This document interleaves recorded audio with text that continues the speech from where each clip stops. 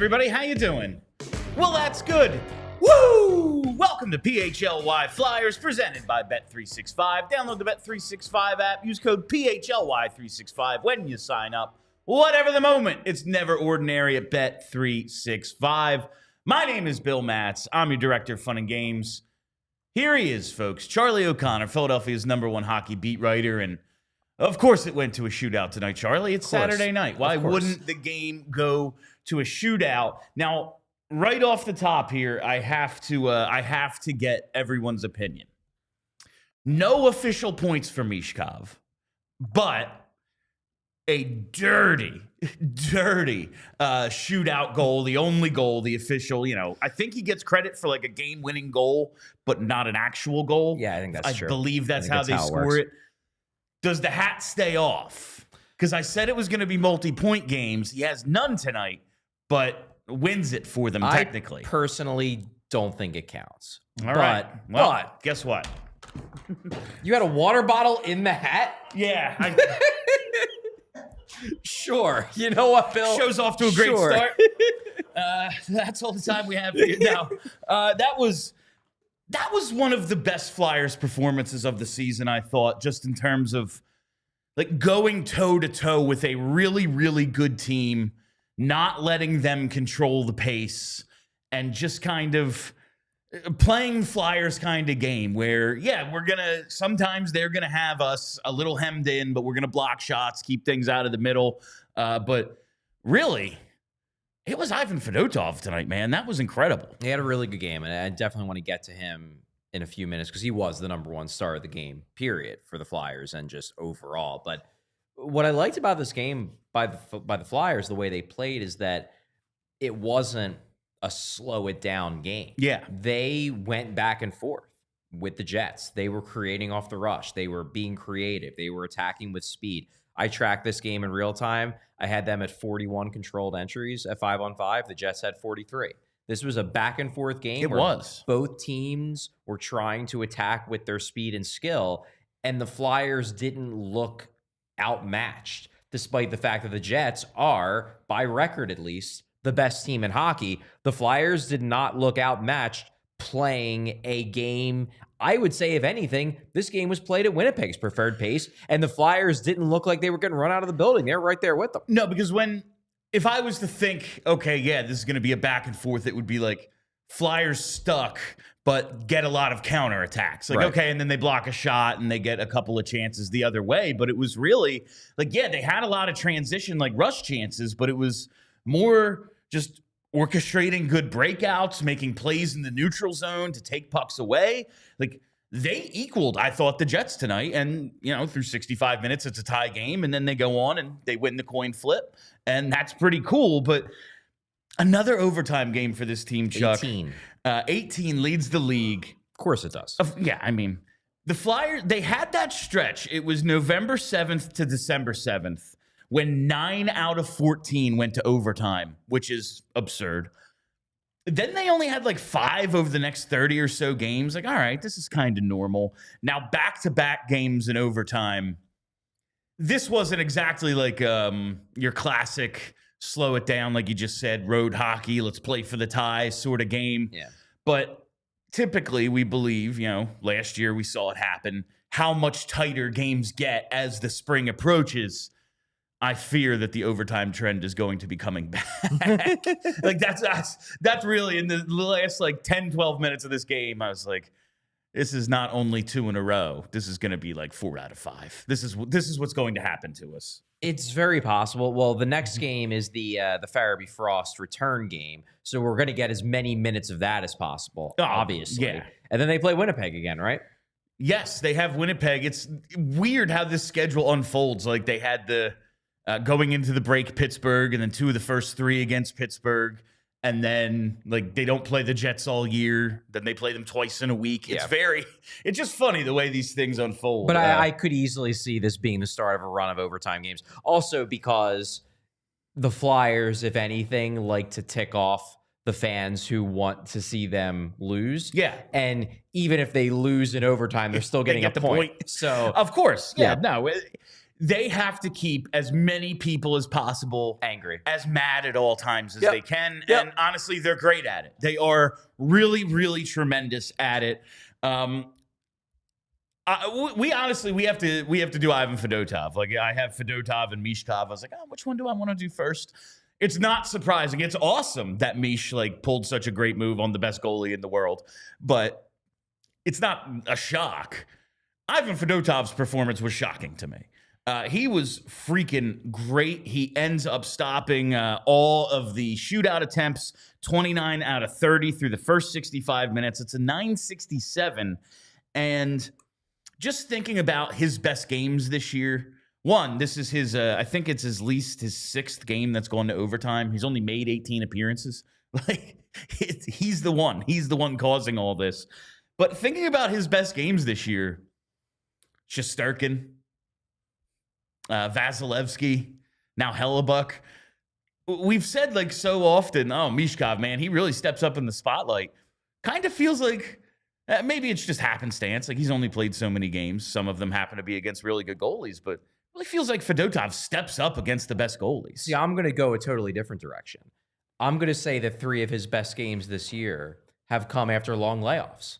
He had 2-week break heading into the Vasilevsky game where he was basically turned into the third goalie. Comes in, we're like, man, he hasn't even been in net in practice barely. How's he going to play against the Tampa Bay Lightning? Goes out there, wins a game in a shootout. Then you have the game where he hadn't seen the net for a month and goes out there against the Maple Leafs and plays a pretty solid game. This game, nearly a month. Goes out there and has his best game. Maybe this is the secret of Ivan Fedotov. Maybe you need to give him 3 weeks in between all of his starts, and then you'll get the best version of Ivan Fedotov. And just thinking, I don't know how long he had between actual starts, but his best appearance last year in the couple of games he got was that first one when it was we don't have anyone. Let's throw him in there. Yeah, he doesn't even have, hasn't broken in he his doesn't pads. have his own pads. He just did a transatlantic flight. Yeah, that's the best he's looked. So maybe he is maybe this is how we move on from, because I do want to talk a little, because you said yesterday, I believe, they just kind of probably should move on from this guy. Don't really see how he fits the plan right now. Yeah, I still believe that. I still believe that. Oh, yeah, no, I do. I'm 100%. One game does not change my opinion here. No, obviously. I'm right there with you. But he had a great game, and it was very impressive. I wonder if this, seeing him, maybe he's the perfect backup for a Connor Hellebuck or someone. It's you're going to play twice a month. Some goalie that gets all the starts, like John Quick. How much longer can he play? Maybe the Rangers, something like that. I don't know. I think at the very least, it's noteworthy that I don't know if this is something that is more just a variance, random thing, or if it's something that's real. But at the very least, it doesn't seem like long layoffs hurt him. Yeah, and that's a unique skill. That's unique. Yeah.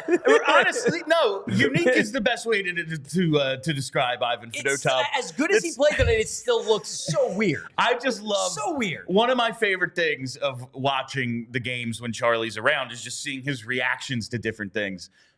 Half of his saves tonight, you were just laughing. Yeah. You're just I don't know. It seemed like it should have gone in. It didn't.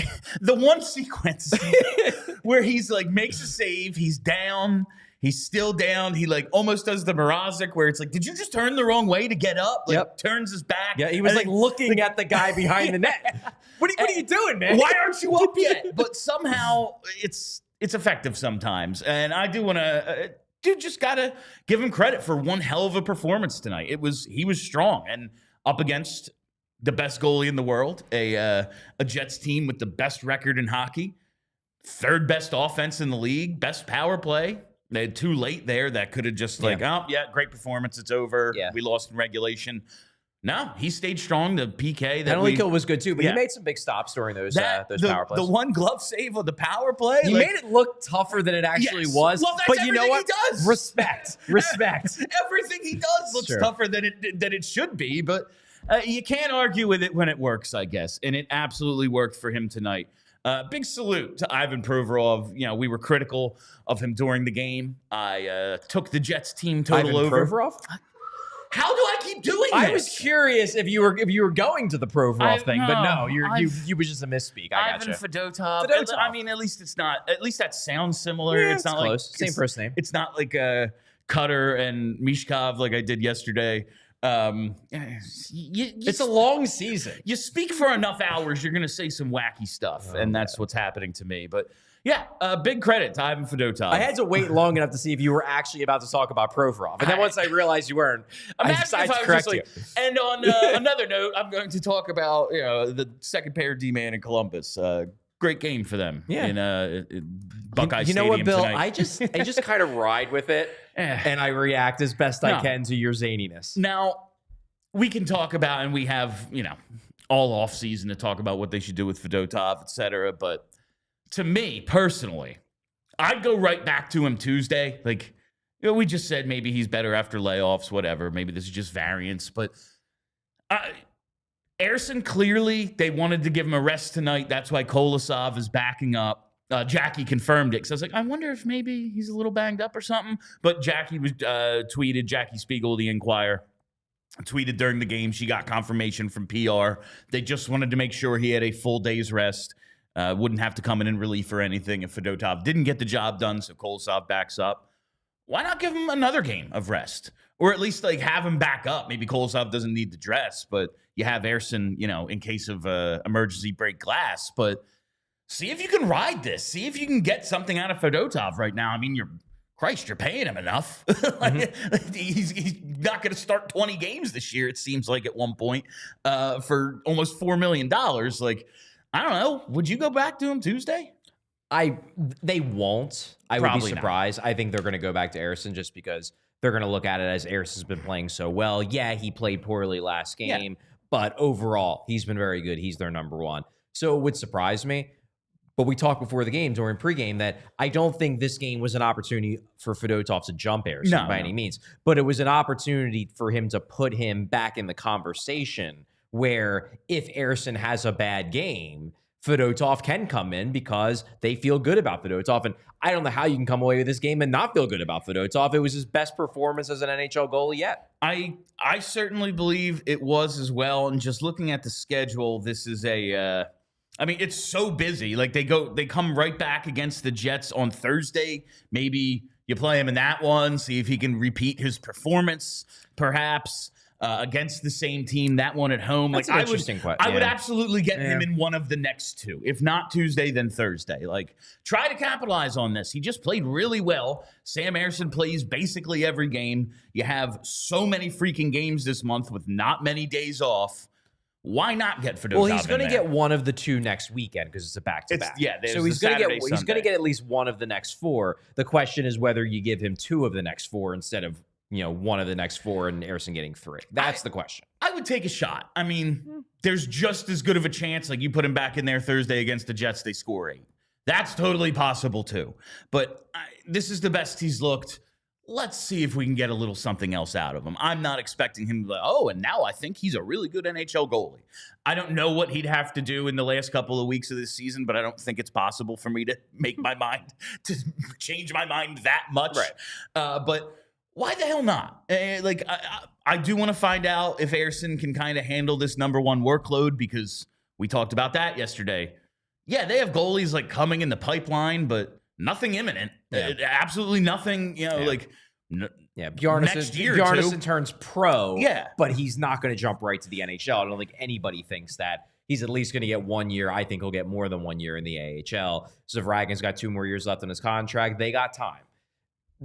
The thing with Fedotov, and this is just my opinion, is that he's in his late 20s. I think it's clear in this game he looked great, but I think it's clear they have not unearthed the next Shesterkin or Sorokin, the next great Russian goalie. And if he's not that, then I just don't see his ceiling is being a good backup. Why not get a good backup who could potentially be more 3-4 years down the road? But I don't know. Again, hell of a performance tonight. I really can't say enough about how well he played because great game. He was awesome tonight.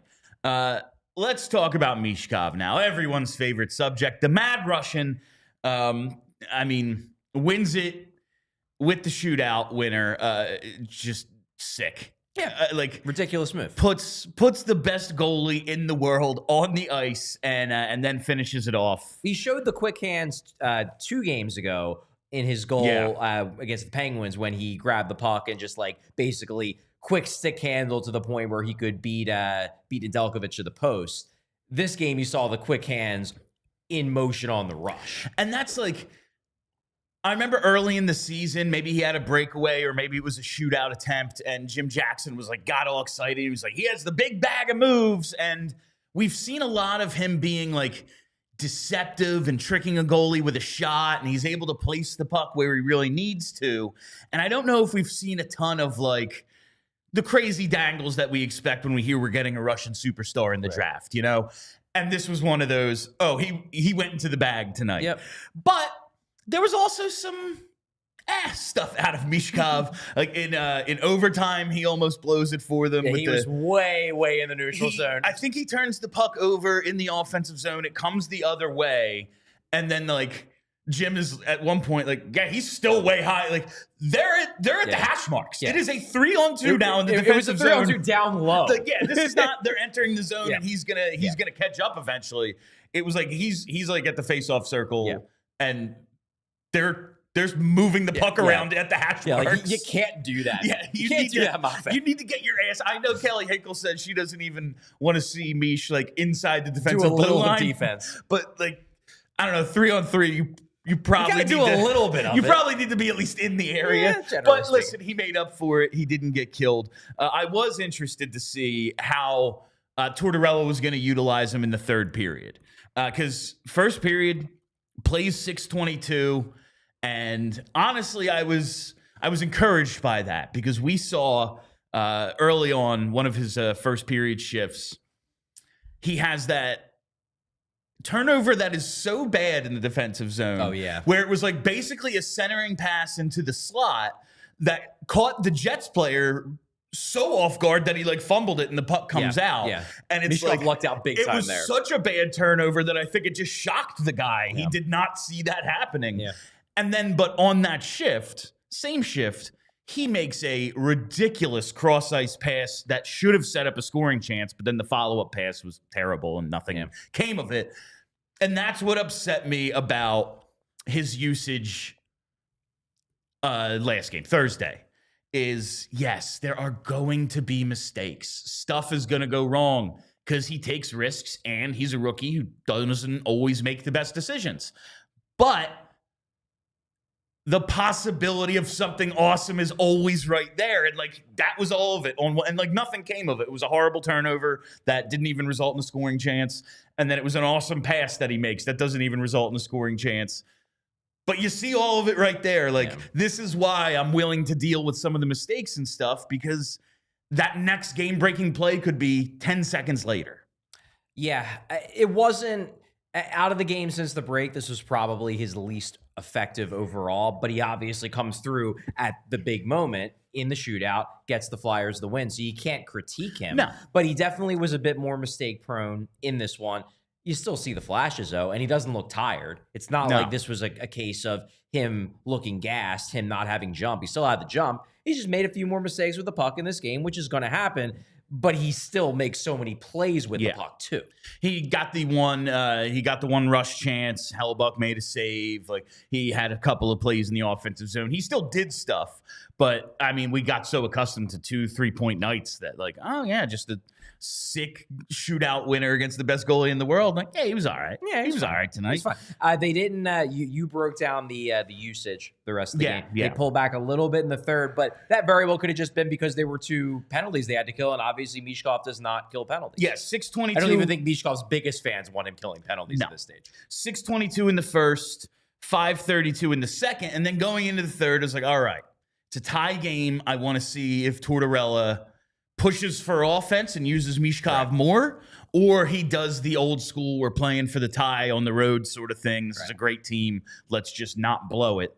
He plays 4:08 in the third, but again, there was 4 minutes that he's not he's eligible, but he's not part of the penalty kill unit. So right there, late in the third period, maybe if you wanted to try to win it in regulation, he's out there. But they killed back-to-back penalties. Instead, so he's not going to play. You're just trying to survive. Yeah, you're just now. Yeah. It's not even playing conservatively. You have to kill the penalties to get to overtime. Exactly. Like, that's what you're trying to do. Yeah. So I wasn't terribly disappointed. He does end up playing, what, like 17 minutes tonight? And one of the things that helped him in this game was the fact that because they have to dress Delorier, because Hathaway's hurt, he can't play, they used the fourth line significantly less than they usually do. Yeah, there was. They basically went with 10 forwards tonight. Yeah. Paling did play over 11 minutes. He also plays PK. Yeah, but he plays That the helps. PK. Pelletier played 6:18 and Delorier 5:59. Yeah. They went with 10 forwards, so he gets a little bit of a bump. But Yeah. I'm glad, hey, they shortened the bench, and it wasn't him the one who's the odd man out. So True. that's cool. True. I am very much looking forward to seeing, though, Misha's how he deals with this upcoming schedule because It's busy. it's busy. Now, as we pointed out, like they have a ton of home games. What do they have? A 7-game homestand coming up. Starts Tuesday against 7 in 12 days, I believe. It's a ton of games. It's a lot of hockey. In less than a game every other day. But it is at home. But it's all at home. Not the easiest schedule, but I want to see how he reacts because he's been so good out of the break. I want to see him keep this momentum going. I also just wonder, like, I don't know. I don't know how it's going to go because, man, he just got himself back into the Calder race. I want to see him keep it up, but it'll be just interesting to see. Oh, this is a good game, even though it doesn't help his numbers. This is one of those performances, one of those highlights. It's on the highlight reel. It's gonna, Yes. If you're on Twitter, if you're on social media, even if you're just watching on television, like that'll probably be on ESPN. That'll be on SportsCenter. Absolutely. And like, when they announce that, like, say he's a Calder finalist, like when they show everyone's highlights, they're not doing an award show this year, but in the world where they do, right. Like that's in the highlight reel. Yeah. That is absolutely in the freaking highlight reel. That's making the minute of big plays by Michkov. Absolutely. Game winner, sick move in shootout. Yeah, that's making it. To be sure. 100%. Jamie Drysdale. I was really, really impressed with tonight. Another kind of all over the place game, where and like not bad, like where he's running around, like all over the place in terms of that was Drysdale again. Yeah. Like makes a couple defensive plays after he took that penalty. In a good way. Yeah, after he took that penalty, he comes out of the box, steals a puck, and takes it the other way. And of course, the goal, which the shot's great. That's one of the questions I've had about him. Like, does he have the shot? Can he get it? Now, double doink basically. And he still only has 3 goals on the year. 3 goals on the year, but this one, like, listen, good play. Hellebuck, he allowed 1 tonight, and that was the one. Yeah. So good for him. But I was just really happy with the play he made to get open more than anything. It's a nice little pass to Noah Cates, a give and go, and then he kind of just drifts himself behind a defender, gets himself into the slot, and suddenly he's wide open to be able to do whatever he wants with the puck, and he buries it. We have talked about, like, does he have the vision? Does he see the game? Like, can he anticipate and create well enough to be the high skill player we need him to be the offensive facilitator we need him to be on the back end? And between that play and the multiple passing plays that he made to set up the Forster goal a couple of nights ago, I'd say that part of his game is definitely coming along. I think the plan here, the developmental plan with Jamie Drysdale, it's basically this season was mostly about creating the foundation, about getting him so he naturally realizes how to play defense in the defensive zone, that the structure's there. I go back to what John Tortorella did in terms of his coaching tenure here in Philly. That first year, Tortorella was open about it, that it was all about learning how to defend. And this isn't one player. This is the entire team. Yes. So I need to teach this team how to defend. They cannot check. He said it out loud. And that whole season, that entire first season was just checking defense 101. Then they show up to camp the next year, and Tortorella's like, all right, we're playing a 2-1-2 forecheck, and we're going to be aggressive. We're going to be a controlled entry team. We're going to attack off the rush. I believe you guys have the defense part down. Now I'm gonna let you guys go a little bit. I'm gonna see what you guys might have to pull back if you can't do it, but to start, I'm gonna let you guys go. and then they excel. I think it's the same strategy with Drysdale, just in micro form, where this year has primarily been about reconstructing the foundations and the defense of his game. And now we're getting to the final part of the year, and they're finally happy enough with the fundamentals. They're not completely fixed. Like, he still has work he needs to get done defensively, to be sure. But it's good enough. He's improved enough that now they can say, those plays we were telling you in November and December, don't do because you need to pay attention to your defense. Try doing them now a little bit more. And you're seeing him activate more. You're seeing him do more things, not even with the puck, but away from the puck. He's pinching more. He's jumping into the cycle without the puck. He's switching places with a forward to become a forward for a little bit. He's moving around in the neutral zone. And I think a lot of that is they are happy enough with his fundamentals that they are now allowing him to take the risks that we were worried were just gone from his game. Yeah. We're going to find out over the next year, 2 years, how much of this he can do once the shackles are off him. But I think they felt like they had to put the shackles on him to start, or else he just wasn't going to be an NHL defenseman, period. Absolutely. Before we go any further, I got to tell you about a couple of our sponsors, starting with Glatt Hair Restoration. Have you noticed your hair thinning or falling out? Have you considered hair replacement or hair loss prevention procedures? Looking for a trusted expert to answer all your hair-related questions? Well, Glatt Hair by Morgenstern Medical can help. Their board-certified experts have performed thousands of hair and plastic surgery procedures, and each patient receives a complimentary one-on-one consultation to pinpoint the best course of action, whether it's laser light therapy, non-invasive treatments, vitamin supplementation, topical or oral medications, or PRP and stem cell restoration. Glatt Hair has you covered, and caring patient advocates work with you from the first phone call to the last follow-up visit. They understand that this decision can be an emotional and challenging one, and they're here to help make your experience simple and stress-free. Glatt Hair isn't just about restoration, it's about innovation. Their breakthrough treatments really do dramatically change lives. Change your hair, change your life. Bald is now optional. Regain your confidence with Glatt Hair by Morgenstern Medical. Learn more at glatthairmctr.com. That's glatthairmctr.com. While we're here, and you gotta fix your hair, then you gotta fix your house. If you have a leaky pipe, if you have air conditioning issues, if you have a faucet that you said you would get to like a year ago and you just haven't gotten around to it, it is time to call our friends at Ace Hardware Home Services, because Ace Hardware is not just the helpful hardware folks. They are now the helpful home service and repair folks. They're bringing helpful home, the helpful you love from the store, now to your front door. Visit Ace Hardware Home Services online at acehardwarehomeservices.com to get started on your next project today. I had the as you were talking about that with Jamie Drysdale and the build a foundation of the basics and then expand, open him up, allow him to take more risks, be more aggressive. I couldn't help but think, and I know a certain portion of our audience just absolutely loves when we make cross-sport references. Carson Wentz, one of the reasons, and it's funny how it all turned out, but at one point we did think he was really good, so stick with me. He was really good. Yeah. Before just all kept the getting injuries. injured. Like his rookie season, like one of the reasons they said they were like, yeah, we can start him day one is because he was smart enough to know like not to make major mistakes, and you'd see him throw the ball away, things like that. I remember like hearing about a film session closer to the end of the season where he's like rolling to his right and he's got one D lineman chasing him and he just kind of tosses the ball before he runs out of bounds. It's like, okay, threw it away. Smart play. But they're in the film room and they're like, yo, bro, think you can cut that back? Try to maybe make a play? He's like, yo, is that on the table? I can do that now? Okay. Yeah, let's do it. And then, like, that's when he became that style of, like, making, he did some dumb stuff sometimes, but a lot of it really paid off when his body would allow him to do it. He became the guy who would have won MVP if he didn't tear his knee up. Yes, exactly. And, like, that's the kind of player he had to be that effective.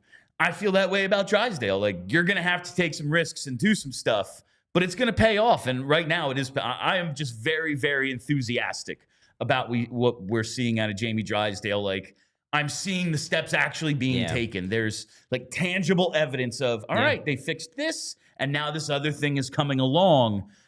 it's encouraging because, again, that 5th overall pick they took Cutter Gauthier with, it is likely to be the highest pick they have in this thing. In yeah, this they rebuild, could win a lottery or something. We've seen them go from 13 to 2 before. You can't do that anymore, but you can move up. But in all likelihood, 5 is the highest pick, and that's what they got for it. They got Jamie Drysdale for Cutter Gauthier. We kind of need it to work out. Yeah, I'm not ready to spike the football yet. No. Again, he has 3 goals this season. He's got a long way to go before he... Because right now what he is an offensive defenseman who doesn't score that He doesn't much. have that much offense. So at this point, he is far, far from being a guy who you're legitimately excited to have in your lineup on a daily basis. He's far from that guy.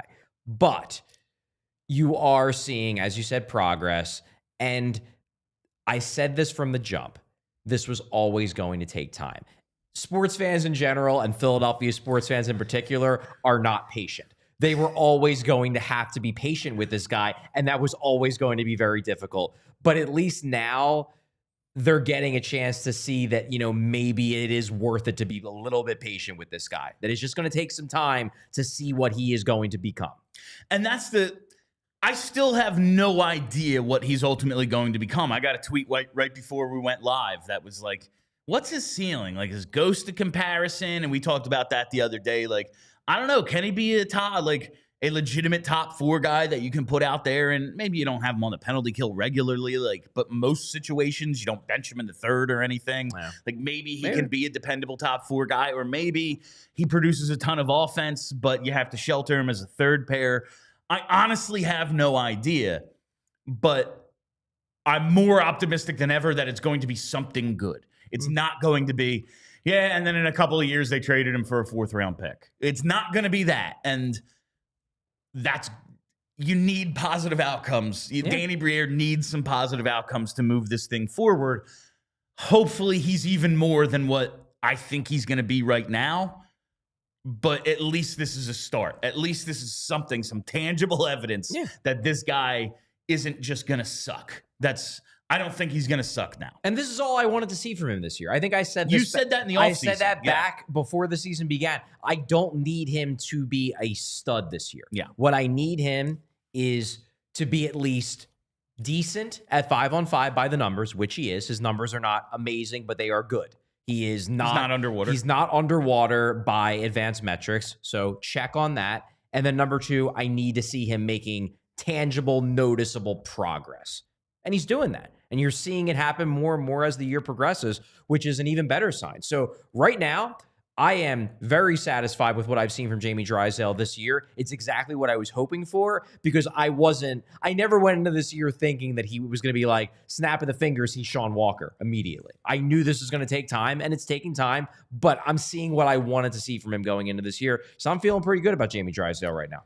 All right, I'm going to do things a little out of order because I want to do some deadline stuff. We're not back until Monday, or when are we back? Tuesday? Tuesday. Yeah, we're off. Yeah, so there's a few days, so I want to do some deadline stuff coming up next week. So right now, Brenna, we are going to do Charlie O'Connor's 3 stars of the game, presented by Rite Aid. That's right, our friends at Rite Aid bring you Chuck's 3 stars. Charlie, who was star number 3? Sure, I'm going to go all Flyers, because why not? Yeah. Flyers pulled off the win. They pulled off the upset. They just beat the best team in the league. They should. Yeah. It's all us. Yeah, so I'm going to go all Flyers. 3rd star of the game, Noah Cates. It's funny, you give a lot of credit for the Drysdale goal to Drysdale making a smart play, and he did. He got to an open space. To me, that is mostly Noah Cates. Okay. Noah Cates, he's the guy who sets that play up by pulling the forward with him out to the point. Yeah. It is that active play by Noah Cates that creates the space for Drysdale, to the point where Drysdale, and they mentioned this on the broadcast, he looks shocked he had that much time. And I think that is because Noah Cates did such a good job of deceiving the defense to create that kind of space for Drysdale. And then Noah Cates makes maybe the save of the game in overtime. Glove stop when I believe it was Kyle Connor. Yeah. Did he ever play goal?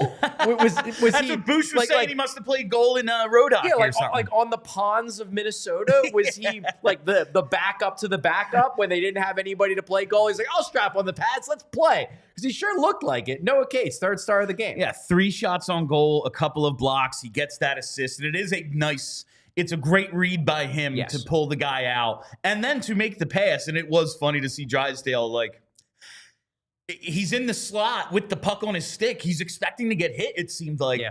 And then he, like, picked his head up. And I'm like, oh, okay. I can pick my spot. I have time. He did seem, like, legitimately surprised. One thing I want to say about Noah Cates, I know we've been saying he's like, oh, and he's coming along in the face-off circle. Under 37% tonight. Does it actually matter? Like, yes, if it's your 1C, you want him winning a ton of face-offs. It's better to win them than lose. But it doesn't really... He's under 50% for the year. I think he's like 46, 47%. Does it matter that much? Sometimes we make a big deal out of face-offs. Sometimes we say it's not a big deal. He gets a lot of matchups against really good centers, so you'd like to have possession, but also those guys are great at faceoffs. I think it matters. And I'm generally speaking a guy who thinks the faceoffs are overblown. I think it matters for him because of the role he's going to play. Because if he's going to be the matchup shutdown center, you're going to want him taking a lot of defensive zone draws because he's so good at it. He did win too late. He's such a good defensive player. You're going to want him in that role, and if you can't trust him to win a faceoff, it's not like he can't overcome it. It just makes it harder. It makes it harder for him to be used in that role if he's not a 50% guy. Like, I compared him a few nights ago in terms of what his plausible ceiling could be to Philip Deneau, who's great for the he was great for Montreal. Now he's great for the Kings. He's easily above 50% faceoffs every year. I think Cates has to get there. But Cates is a guy, he's a little bit like Michkov in this way where I don't worry. When it comes, like, faceoffs to me, it's mostly about smarts and then just putting the work in. And I have zero doubt that Noah Cates is going to put the work in. His work ethic is incredible. He is a guy who, like, he'll pull a Crosby. Where I think back to that story of Sidney Crosby when he was a young player. Yeah. He just spent one summer, like, working on faceoffs every single day. And then he went from being way under 50% to, like, being one of the best faceoff guys in the league within, like, 2 years. I don't know if Cates can do that because he's not Sidney freaking Crosby, who's just, like, one of the most talented hockey players of my lifetime. And a psychopath. But I do think Noah Cates has the work ethic. Yeah. That he can work himself to being at least a 52, 53% guy. And that would be huge given the role that he plays. And, like, numbers a little deceiving tonight just in terms of, like, where the faceoffs took place. He only gets 2 in the offensive zone. He's one, he wins 1, loses 1. Neutral zone, he's 1 out of 8. He gets crushed in the neutral zone, 13%. 5 of 9 on defense, 56%. Those are the important ones. I mean, defensive those zone are the draws, really important ones for his role. Yeah, that's what you need. He was 50% against Nemestikov, 2 out of 2 against Velarde, and what are we here? 1 for 1 against Rasmus Kupari, and Scheifele killed him. He was 1 and 4 on defense against Scheifele, but everyone else, like, he held his own on the defensive zone draws are the ones that are going to matter most, especially for his role. 5 out of 9, not bad. Not bad. So Cates, 3rd star. Okay. Who is star number 2? Star number 2 is Jamie Drysdale, and it's not just because of the goal, because I actually give a lot of the credit for the goal to Cates. He was just everywhere tonight. He was flying. He was activating. He was moving up in the offensive zone. He was pinching, or I guess they call it, Torts likes to call it surfing in the neutral zone without the puck. He was just playing a very active game where on pretty much every shift, you noticed it. It was like, oh, that was Drysdale. That was Drysdale. Yeah. He was doing things. And gets the goal, the only goal in regulation or overtime that beats one Connor Hellebuck. 2nd star of the game, Jamie Drysdale. He's making progress. It's fun to see. It is. All right, let's wrap it up with star number 1. Star number 1, Ivan Fedotov. Come on. No brainer. It has to be. Best game of his NHL career. He made a ton of great saves. He was steady. Great in the shootout as well. Monster game from Ivan Fedotov. And I admit I am not sold on Ivan Fedotov still, but I will give him all the props in the world. Fantastic game by him tonight. Listen, and it's funny because I'm going to make the, like, I've seen, Antero Niittymaki play great. And who did he always play great against?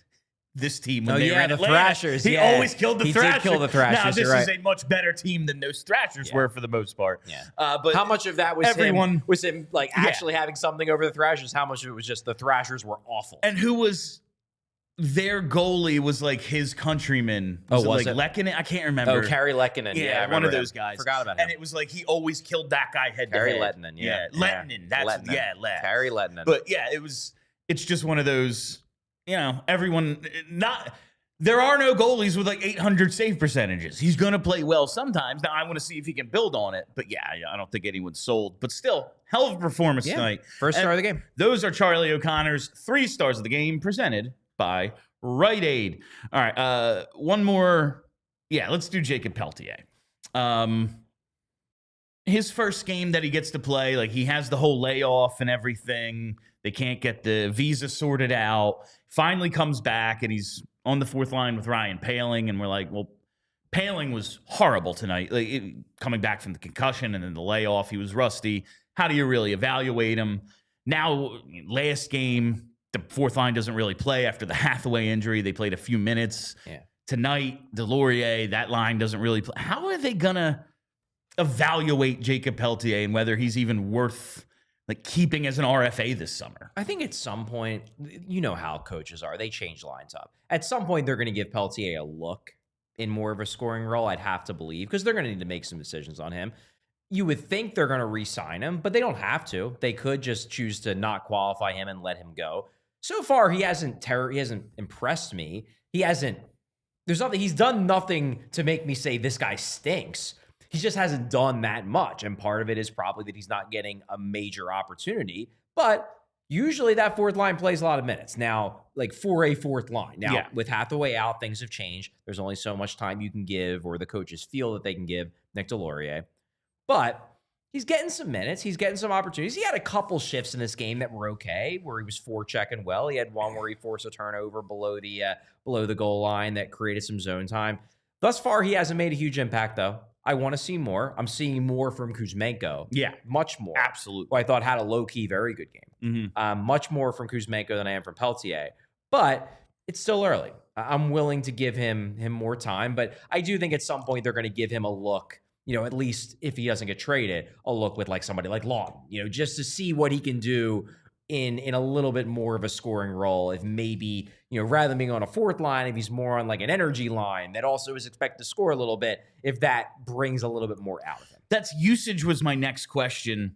Now, there's a little bit of a disagreement, it seems, about how big exactly Jakob Pelletier is. The NHL and Hockey Reference have him at 5'9", 170. Elite Prospects in Puckpedia, 5'11", 181. That doesn't seem like a huge difference, but it is. Yeah. Like that's 181, not that far off from like average NHL size, 170, well undersized. But regardless, we know what kind of 4th line this team wants. Nick Delorier's out there tonight. They love Garnet Hathaway. They re-upped him. Yeah. We know what I love Garnet Hathaway. Oh, he's entertaining. He's the ideal 4th liner. He's perfect. He's great. But that's like the kind of 4th line this team's probably going to want. Probably. How do you think there's an appetite for this team to have a smallish guy that averages under a hit a game for his career on the 4th line? Not on the 4th line, but I do think there's an appetite for him in the bottom 6. Okay. Now, when you're in the bottom 6, you're going to have some games on the 4th line, but like Hathaway is a 4th liner. Yes. I know. Danny Barrera, I think after he resigned, was like, well, he played some games in the 3rd line at the end of it. No, he's a 4th liner. He knows that. He embraces it. That's fine. There's nothing wrong with being a great NHL 4th liner. That's what he is. If Jakob Pelletier hits and becomes part of this long term, he's going to have games on the 4th line. He might have months on the 4th line, but there's also going to be stretches where he plays on the 3rd line because he brings enough offense to justify it. That's the best case scenario for him. Now, whether he gets there or not, I don't know. But I mean, if you remember, right before the Calgary trade, he was playing on their 1st line. Yeah. Like that is no. If all he is a 4th liner, he's not going to stick here. But if he can score enough where, yeah, you can play him on your 4th line, but hey, you could also play him on your 2nd line some games if you want. That's his path to sticking. So he needs to show more if he wants to be viewed as a guy like that. It's just the reality. All right, and before we go any further, it's time I tell you about our friends at Lucy Nicotine. That's right, it's Lucy, and it is 100% pure nicotine and always tobacco-free. Lucy comes in breakers and pouches, Lucy breakers and nicotine pouches with an extra surprise. Each pouch holds a capsule that can be broken open to release extra flavor and hydration. So set yourself up with a subscription today. I just re-upped mine last night. Me personally, I like the regular pouches. I'm not one for the breakers. A couple of my friends really dig the breakers. I like the regular pouches, and I love the wintergreen. That's the flavor I have been going with. I started just doing all green stuff during the Birds playoffs, and then I was like, ooh, kind of like this, and I've been sticking with the wintergreen. That's the one I've been going with. But regardless of your favorite flavor, make sure you set yourself up with a subscription and have Lucy delivered straight to your door today. Let's level up your nicotine routine with Lucy. Go to lucy.co/PHLY and use promo code PHLY to get 20% off your first order. Lucy is a 30-day refund policy if you change your mind. Again, that's lucy.co/PHLY and use code PHLY to get 20% off. And here comes that fine print. Lucy products are only for adults of legal age, and every order is age verified. Warning, this product contains nicotine. Nicotine is an addictive chemical. And now I got to tell you about our presenting sponsor at Bet365, because whatever the moment, it's never ordinary at Bet365. Of course, we got a never ordinary Jets game against, one of the worst goalies statistically in the league.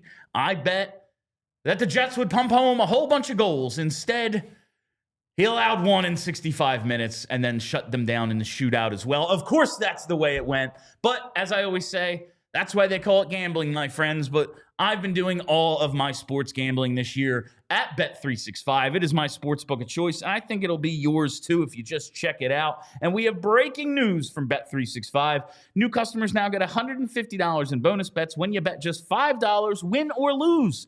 Sign up. Use the code PHLY365, deposit $10, and place a bet for $5 to get $150 in bonus bets, whether your bet wins or loses.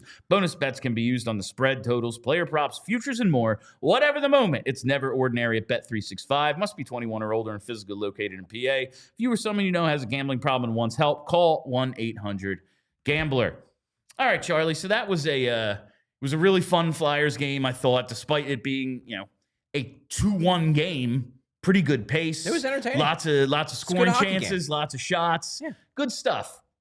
Not the only exciting thing that happened in the NHL tonight, though. There's been some trades today. Most notably, Seth Jones moved to the defending two-time Eastern Conference champions, the defending Stanley Cup champion, Florida Panthers. Florida acquires Seth Jones from Chicago for a 2026 first and Spencer Knight. The pick can slide to 2027 if Florida doesn't have a 26. If they make another trade, that's going to be funny. Like, we're going to allow you to make yet another trade, and then we'll just take your pick. I know, that's funny. But regardless, that's the trade. Chicago retains. It's about 26%. It's $2.5 million. There's this year and like 5 more left on that Seth Jones deal. It was cuts the cap hit. It was $9.5 million. Now it's down to an even 7. Yeah. He signed through 2030 with a no-move clause.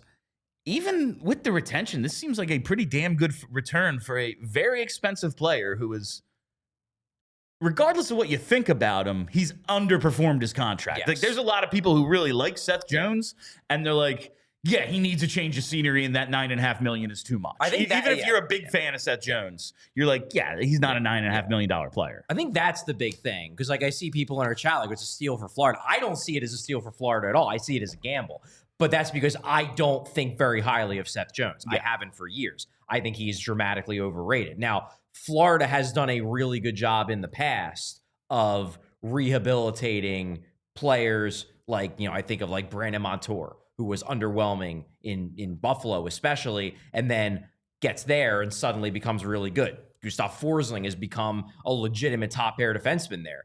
OEL last year was pretty damn Sam good. Bennett. Yeah, they do a really good job of rehabilitating and creating these reclamation projects, and they probably believe they can do the same thing for Seth Jones. But Seth Jones has been, for years now, posting really, really poor 5-on-5 results. This is not like a one-season aberration. He's been bad for a while. Chicago overpaid for him in multiple ways, both in terms of getting him and then signing him. Keeping him, yeah.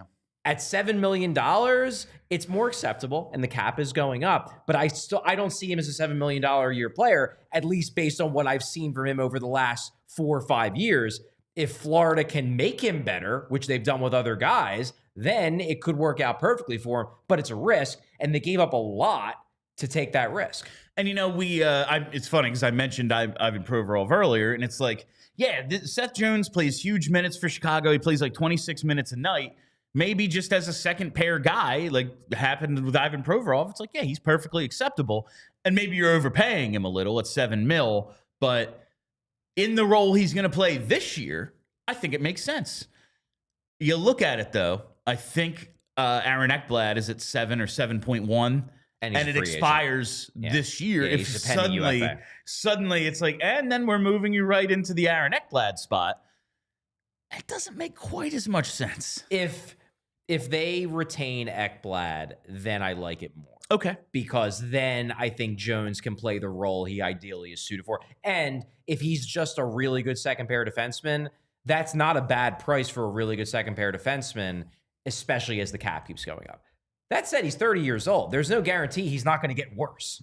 It's very likely. Guys in their 30s tend to decline. That's the way the aging curve works. They don't typically get better. I think this is a risk for Florida. I could see many worlds where it pans out well for them. Because again, they do really good jobs of taking guys who have underperformed in other places and then making them real good in Florida. They have a great culture there. They play a style that seems to get the most out of guys. They have a lot of talent, so you can lean on the fact that, everybody's going to look better if they're playing half their minutes behind Barkov, who rules. That's a very good point. So, that helps, to be sure. I just think it's a risk. And look, Spencer Knight is not young anymore, and he's on a contract that is pretty large given the fact that he hasn't really performed terribly well.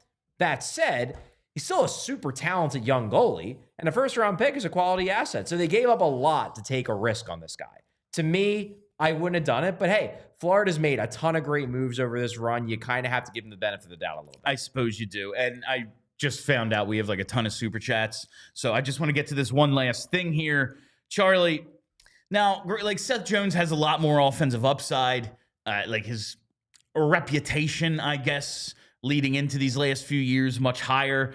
They get to keep him forever. You just got a player for the next 5 years. So that's part of the return as well. But when I see Spencer Knight, who was a first-round pick, a 13th overall, a top half of the first-round goalie in 2019, that is a guy with some real pedigree, and a 2026 first. That's what we've said. The Flyers should probably, they have 3 already this year. They probably should target a little bit maybe into the future when people think 2026, a little bit better of a draft. It's surprising to me that there's not much of a market for Risto at 5.1 when there had to be retention to get Seth Jones down to 7. Yeah, he just doesn't have the reputation Seth Jones has. Seth Jones still has a lot of guys in the NHL that think he's a stud. I'm not one of them, but I'm also not employed by an NHL team. NHL scouts especially love this guy. They don't love Rasmus nearly as much. That's really the difference. And fans may not like to hear that, but that's just the reality. I understand. It's just kind of, I think this trade may help at least what the potential return is for Risto. That's all. But they're not exactly in the same situation. All right, we have a ton of them, so let's hit those super chats. Jeez, there's 12 or 13, I think. What the hell? Yeah. Okay. All right, JH leads it off, and he says, of course, Flyers going to Flyer. Why not us, I guess? It is funny when we get to this point, and it's all right, 20-some games left. It's wrapping up. Kind of see where this thing's going. We do the tankathon spin most days. Yeah, here they are. They've lost 1 game, and it's an overtime out of the break. They're on, a 4 or 5 game point streak. Of course they are. At the very least, I'm happy that they made the article I wrote this week about the article basically on allphly.com. Go and read it, become a diehard. It was 10 reasons why I think the Flyers are going to finish this year stronger than a lot of people seem to think they are. So I'm happy for me that they're making me not look like an idiot. Well, that's all that really matters. Yeah. All right, next up, we have, of course, Vince Pellegrini saying, why not us? Yeah, why not I us? mean, if Ivan Fedotov plays this way, maybe. All All right, another one here from Vince, of course. I am sorry, Noah, from number one Noah Cates. So the background of this, by the way, is all summer and really the entire last year, first 3 months of this year. Vince, our boss, was saying that he thought the Flyers should trade Noah Cates, that he didn't understand why me in particular was saying, nah, like, I think Noah Cates is a legit player. I don't see any reason to trade him. Vince was adamant that Noah Cates had to be moved. And now Vince is like mea culpa every single day. Vince, we need to get Vince like a mini show or something, because I think he may have some of the strongest takes out of anyone here at the whole company. They are pretty wild takes sometimes. The takes that we hear, like when we're all just in the office, stronger than most of mine. I'll tell you that. We need to give Vince some sort of mini show. From Timbo Slice. There's a big one, and it was $20. So thank you, Timbo. Why not us? Fedotov just played himself into more starts for sure. What a game by him. I'm back on the train, winning the whole damn thing. Love you guys always, PHLY. You are truly, in my unbiased opinion, the best. I agree. And my opinion's pretty unbiased as well. No, that was... I hope we get to see a little bit more of Ivan Fedotov. If for no other reason, then maybe they can trade him. That would be fun. Who the hell's taking that? If he's got value. Yeah, maybe. Yeah. No, it was really good, and hopefully we see a little bit more of that out of him. One from Gary B. What's going on, my friend? He says, "Woo, let's effing go Flyers." Agreed. That was a pretty fun game. Listen, I know a lot of people are kind of in tank mode. I've said, listen, yeah, it's definitely better if they lose, but you beat the Jets. That's impressive. In Winnipeg, that's pretty good. All right, from Pacenema. I refuse to acknowledge the silent P. Konechny's shootout versus Kucherov's skills competition shot. He was, I think, going for looking like he's setting up his drift and then flip move, but then goes low because we know how good Hellebuck is. He probably has it scouted. Most of the league probably has it scouted. He's done it like 4 times this year. Tried a little something different and hit him in the skate. It just, when you go low, especially and miss, it looks so bad. It looks like you put in no effort. Yeah. But all right. Sure, go for it. Yeah, it was. I think it was worth a shot. Got to try some interesting things in the shootout. Sometimes it looks great. Sometimes it looks terrible. Shot tonight didn't look great, though. I'm telling you. Just Konechny shooting. He beat Hellebuck clean one time and hit the post. Another one had very little on it. All right. The 2-on-1 where he chose to pass, that to me was, we both said it, I think bad angle more than choosing not to shoot. It was like I don't think he had anywhere to shoot. All right, next one here. Let's say Prince Punk. Prince Punk. First time catching you live. Love this pod. Well, thank you and welcome. Very much appreciate I love you joining us. Love getting the seal of approval from royalty. Absolutely. I'll always take it from royalty. Love it. I like... Are we still a podcast? Like, the podcast exists, but what would you call our show? Is it a pod? I would just say it's a show. It's a show. That's what I say to everybody. It's a show. All right. From Quinn M. Quinn M says, greetings.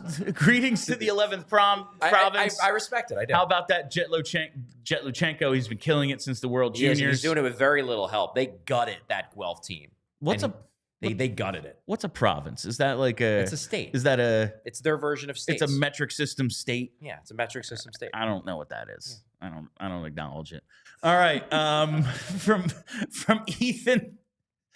Ethan says, breaking, Ivan Fedotov is better than Connor Hellebuck. I mean, clearly. Hey, one guy won and one guy lost. That's math right there. That's it's just how it goes. Yeah. Everything in life is 50-50. All right.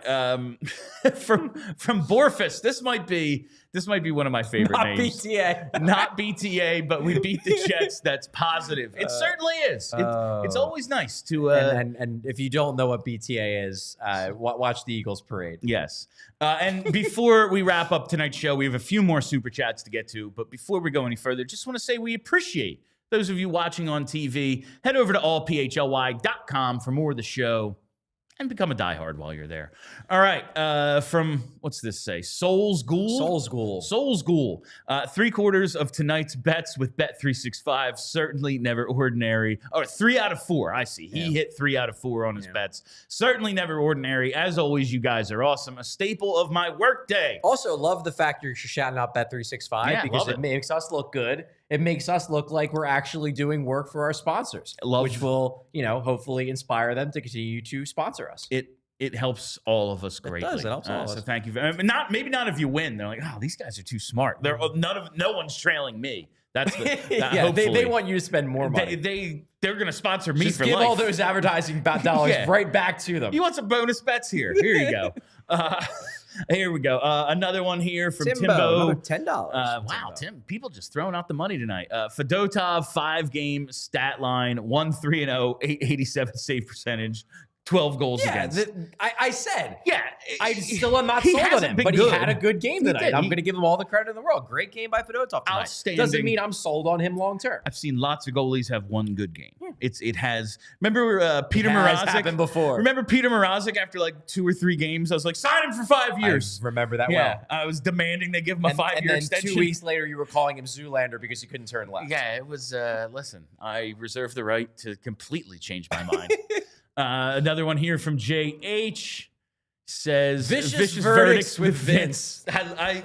You all know I love Snappy. You know I love alliteration. Tune in this summer for the return of Tuesday Reviews Day.